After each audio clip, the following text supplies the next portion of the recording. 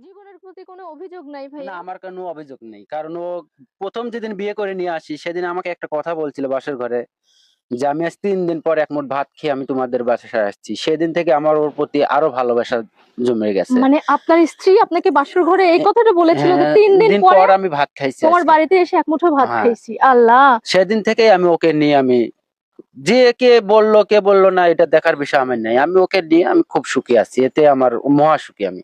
ভালোবাসার মানে একেকজনের কাছে একেক রকম। প্রেমের একেকজনের কাছে একেক রকম উপাখ্যান। আজকে দেখাবো এক অন্যরকম প্রেমের গল্প। প্রিয় দর্শক, প্রতিবন্ধী অর্থাৎ পাগল স্ত্রীকে নিয়ে দীর্ঘদিনের সংসার। এই এক ভালোবাসার মহানুভবতা বলতে পারেন। আজকে আমরা তাদের জন্য কিছু করতে পারছি, এর জন্য আলহামদুলিল্লাহ। এবং আমি চাইবো ভিডিওটি বেশি বেশি শেয়ার করবেন আপনারা।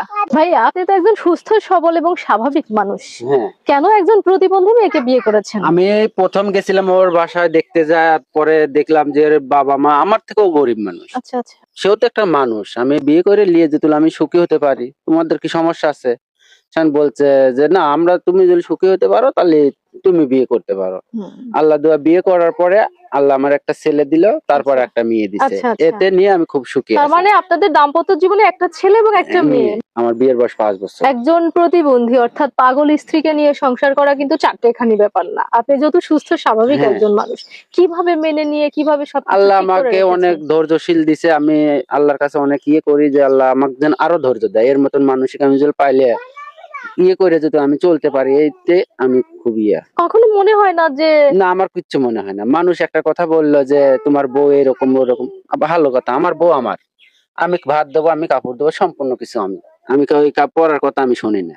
আজমিরা কারণ আপার নির্বাক দৃষ্টি বলে দেয় তার স্বামী কতটা ভালোবাসে তাকে, স্বামীর উপর কতটা ডিপেন্ডিং। দেখেন যতক্ষণ কথা বলছিল অবাক দৃষ্টিতে স্বামীর দিকে তাকিয়েছিল সে। আর এই ভাইয়ের ভালোবাসার মহানুভবতা দেখে সত্যিই আমি শিহরিত এবং আমি অনেক অনেক বেশি আনন্দিত এবং সেলুট জানাই এই ভালোবাসাকে। আমার একটা ছেলে একটা মেয়ে নিয়ে আমি খুব সুখী আছি। এতে আমার উপরে আল্লাহ নিচে মাটির দর্জনের দোয়ায় আপনাদের দোয়ায় আমি খুব সুখী আছি। ভালোবাসা আসলে রূপ গুণ বা অন্য কিছু বিচার করে হয় না। প্রিয় দর্শক, দেখেন স্বামী স্ত্রীর এমন নিখাত ভালোবাসা সমাজে কয়টা পাওয়া যায় বলেন তো? আমি তো দেখি না। সত্যি আমি অবাক এবং আমি কৃতজ্ঞ তাদের প্রতি, তাদের এই ভালোবাসা, তাদের এই মহানুভবতা দেখে। এদের কাছেই ভালোবাসা শিখতে হয়, এদের কাছেই জানতে হয় কিভাবে সমস্ত প্রতিকূল পরিবেশেও ভালোবাসাকে বুকে আগলে রেখে বেঁচে থাকা যায়। এদের কাছেই শেখা যায় ভালোবাসার মানে কি। আপনার কাছে ভালোবাসা মানে কি ভাই?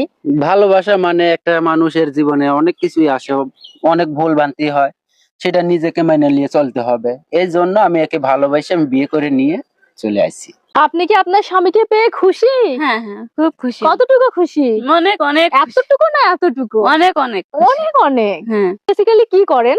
আমি কাজ করি। খামারে এখন বর্তমানে খামারে কাজ করি। আমি কৃষকের কাজ জানি, সব রকমের কাজ আমি করি। আচ্ছা আচ্ছা। ওর যদি ওই বোধ শক্তিটাই থাকতো থাকতো তাহলে তো আর এরকম হতো না। আজকে আমার এই ভাঙা ঘরে ভাঙা দুয়ারে সে থাকতো, যত ভালো একটা মেয়ে হতো আর যত সেরকম মেয়েটা যত হতো তাহলে কিন্তু এই ভাঙা ঘরে ভাঙা দুয়ারে থাকতো না। কারণ বলতো যে আমার আরো কিছু দরকার। আচ্ছা, উনি বারবার আপনার দিকে তাকাচ্ছে। কি কি বুঝতেছে বলেন তো একটু?